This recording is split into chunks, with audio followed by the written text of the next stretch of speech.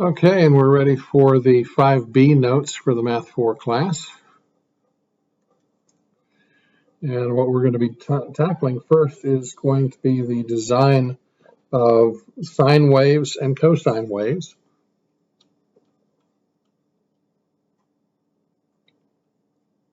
And also we're going to discover how very close this comes to the concept of transformations, like with parabolas, shifting up and down and left and right and flipping it over the x-axis, and stretching and flattening. We're going to do the same thing to these sine and cosine curves. Today we're going to focus on amplitude and also translating the whole schmear up and down. I'm actually not going to worry about translating left and right. Not at this stage anyway. That is just more headache than you want to know. But anyway, let's start with a standard sine curve. Now, to begin with, they're going to be what I like to call the 5 points. These are 5 points that if you can identify these 5 points in precision, then it's going to help you in drawing this thing a lot more reasonably. Now, first of all, I do need to say that, for your standard sine curve, that is y equals sine of x. Your amplitude is going to be 1. Now, that normally is parked in front of the sine of x. Like you would park a number in front of y equals x squared, and whatever that number was is whether you would stretch it or flatten it. Well, you can stretch the amplitude. This is the stuff that goes, waves up and down and up and down and up and down. And so how tall is your amplitude? That's the number up here. Well, since there's an understood 1 in front of sine x, your amplitude is 1. Now, at the same time, your period, your one trip through the cycle is the period, and that is going to be 2 pi, as we're playing with radians here. Most of the time when you're dealing with this kind of stuff, you're going to be in radians rather than degrees. It can be done with degrees, yes, but we're going to play with it in radians, because especially when you get into things like pre-calculus, they're going to stay in radians, just because it's so much easier than dealing with degrees. Well, there are ways that it's easier and ways that it's not, but anyway. All right, so the 5 points. Sine curve always starts at the origin. And by the time we get through going through one wave, we are going to finish at 2 pi. That is our start and our finishing point. Now, the thing is that as we go up and then we cross the middle and then we go down and then we come back up to 2 pi, this is our middle. We've got 3 of our 5 points already. Now, from the origin, the sine is going to go up first, and since we have an amplitude of 1, that means it's not going any further up than where y is 1. And likewise, when it goes down, it's not going to go any further down than negative 1. So your curve is actually going to look something like this. And please try and give it a little bit more of a circular curve rather than make it look like a bunch of V's. All right. Now, what you'll see me do is I'll just simply continue the pattern until I reach the end of the page.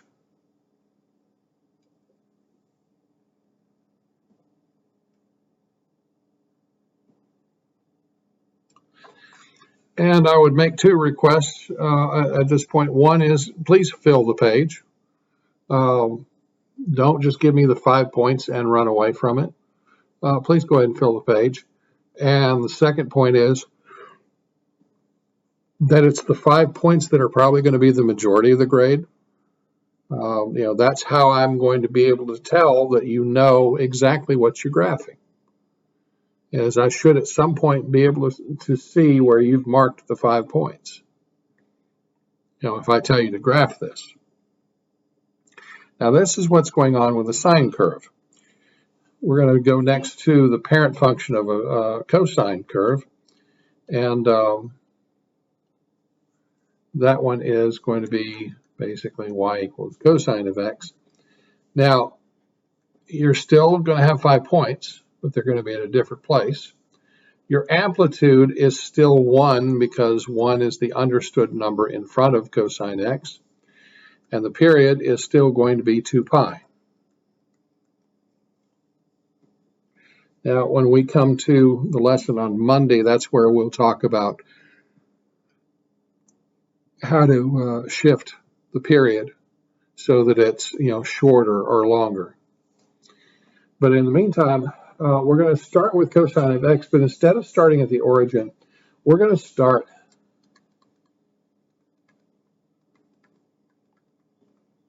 at the top of the peak. All right, if the amplitude is 1, that means it would have peaked up here. And we're going to start from there, and we're going to curve, and we're going to go down, and then we're going to come back up again so that we're back up here again at 2 pi. So my starting place and my finishing place are going to be the same, regardless of whether it's sine or cosine. Now, here's where cosine is going to go different, is that pi in the middle is not going to be up here. It's actually going to be down at the bottom.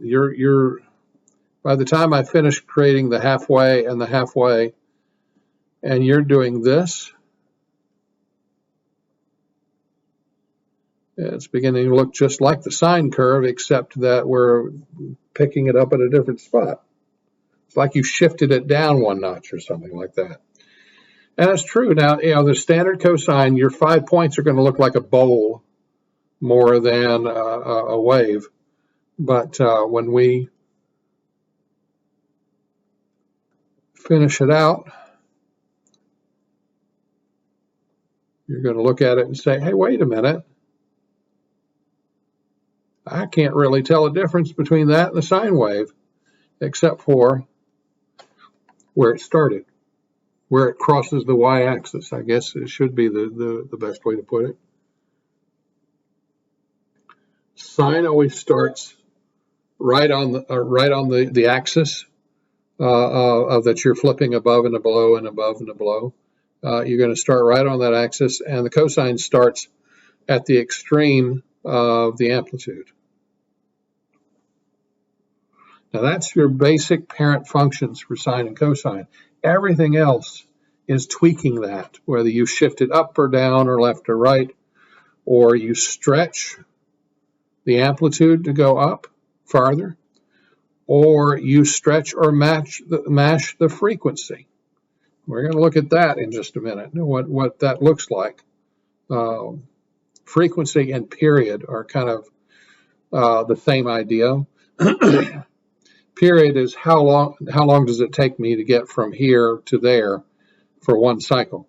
Frequency is how many cycles do I have within this certain range. So they're related concepts, but they're not quite the same thing. Now I'm going to scroll down to this guy. Yes, I believe that is either Dutch or Swedish that you're actually looking at. I'm looking at the light green guy.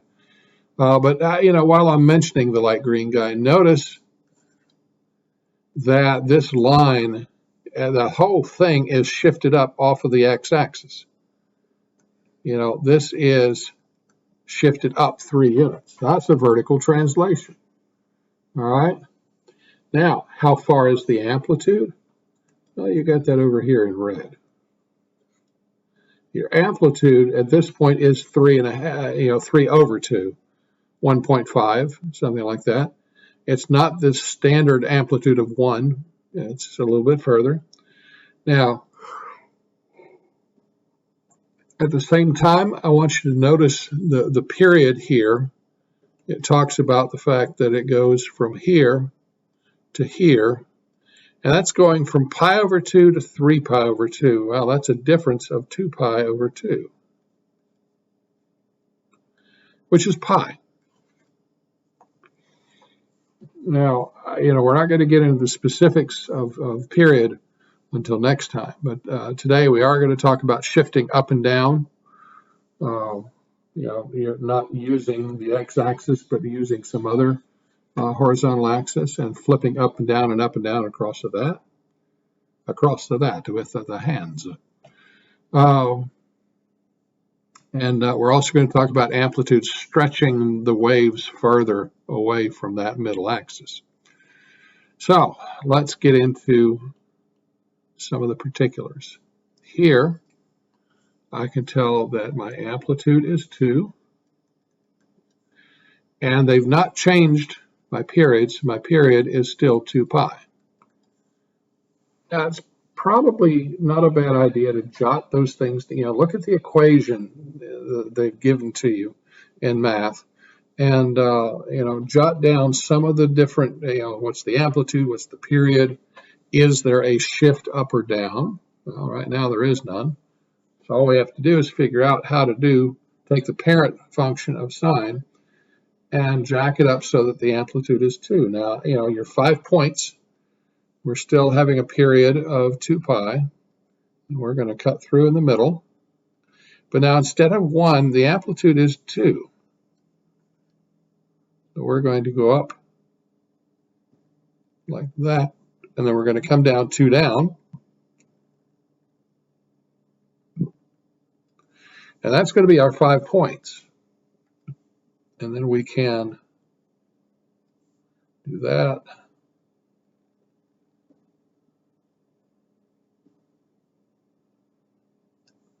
And that finishes the rest of the graph. And so the amplitude is twice as tall as it was. Now, I'm not going to get into a lot of detail. I did some of this in class.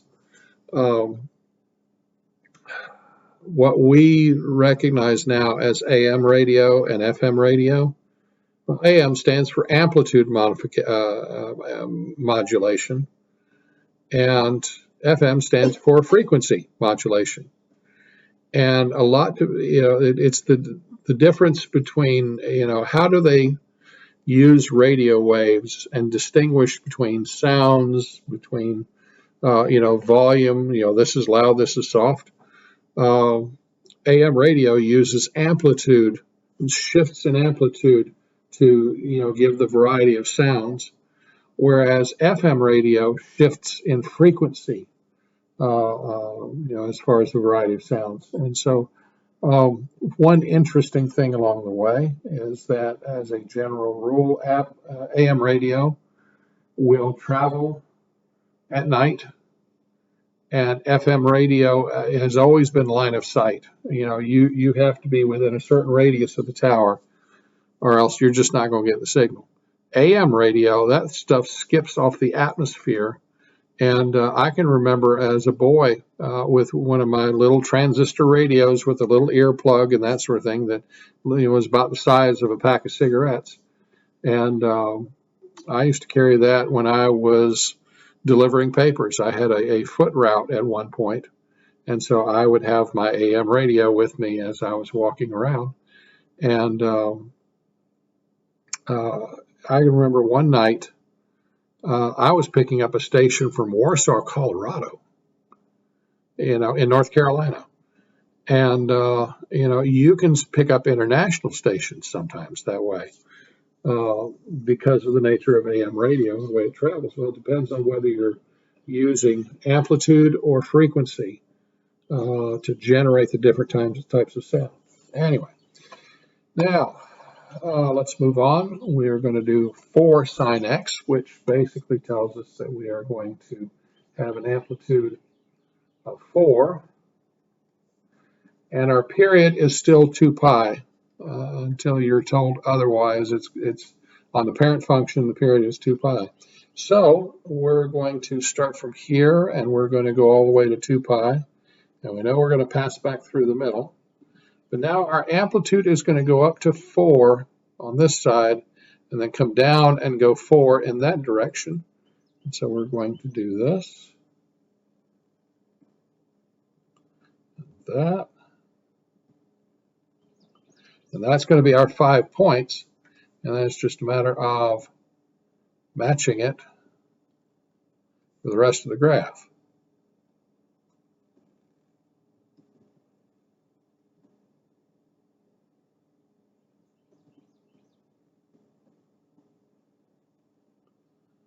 Not perfect, but close enough. And so that's what that one's going to look like. Now, this one represents a shift down.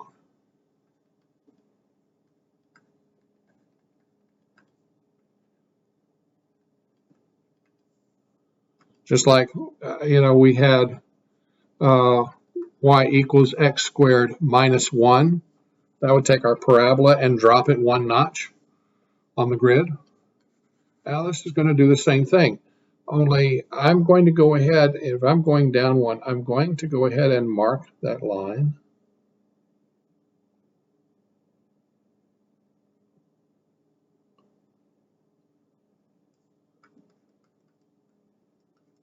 I'm going to mark that line because this is where my amplitude is now going to be going above and below the green line, not the black one.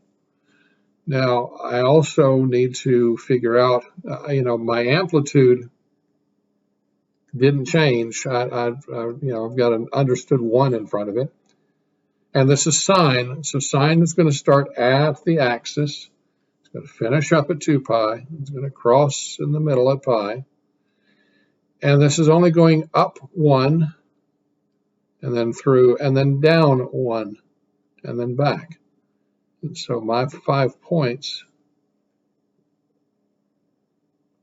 should look something like that. And then I can finish up with the rest. I'll try and make it not look like a bunch of V's.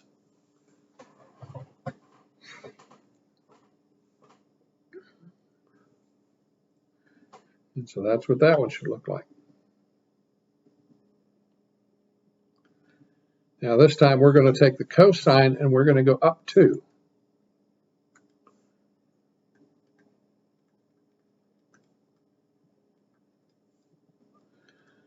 My amplitude is still 1. But you'll notice that if I have a vertical shift, I always start with drawing my line. Everything else hinges on its relative position, up or down. I need to not lose sight of where that line is. Now remember, the cosine doesn't start on the line. It always starts at the peak of the amplitude, which at this point was up 1. And I'm going to go over to 2 pi and mark that as well. Now this one, cosine is making the big bowl, remember? And so that means that my halfway point is actually 1 below the line, rather than 1 above the line, and then halfway and halfway. And so now I'm doing something like this.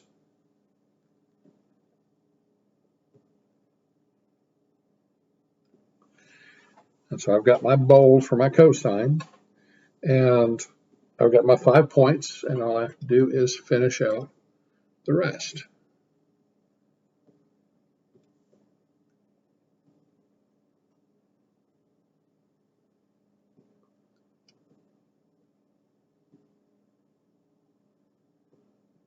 Something like that.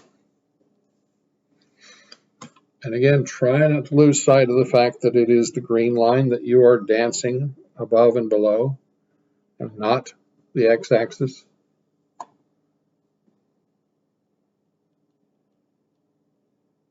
Now this one, that negative sign. Remember when we had y equals negative x squared, what that did was that flipped it on the x-axis, right? So instead of doing this number right here, it's actually going to flip on the x-axis. And you're going to wind up doing something more like this instead, something that is completely flipped. Now let's back up and do it right. All right, so sine will start at the middle, and it will finish at 2 pi, and it will pass through pi in the middle there. But instead of going up then down, this is going to be flipped across the x-axis, which means that we're going down first and then up.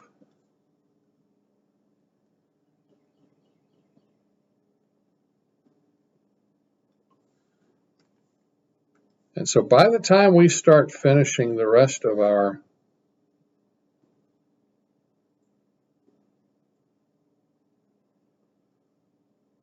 rest of our graph. Presumably, if you could draw a straight line. You look at it and you say, wait a minute, I can't tell the difference. Well, actually, one of the big differences is that it does start at the origin, but it flips down instead of up. It goes down first instead of up first. So, at some point, I'm going to start showing you graphs of, curves like this, and you're going to have to figure out, is this, and I probably will have to tell you in advance whether the parent function was sine or cosine, because you can't tell the difference otherwise. You actually could give me technically two answers and they would both be right. So I have to, if I show you a graph, I have to tell you that the parent is either sine or cosine. And then you have to tell me what were the shifts that happened after that point. All right, finally we get to put all of them together in one big graph. So I have an amplitude of 3, and I have a shift down of 1. Now I'm going to do the shift down first so that I know which line I am dancing back and forth across.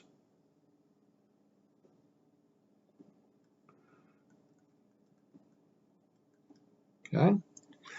All right. Now, we're doing cosine, which means we're going to start at the peak of the amplitude. The amplitude is 3. 1, 2, 3.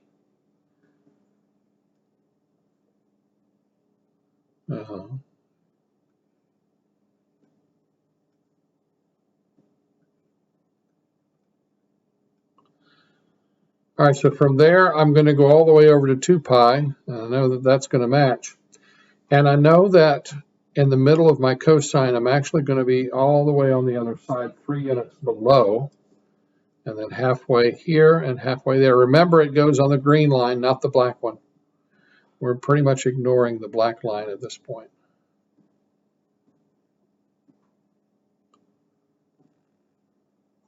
All right, and there's my bowl. And then I can finish out. And remember, it is the green line that you are passing through.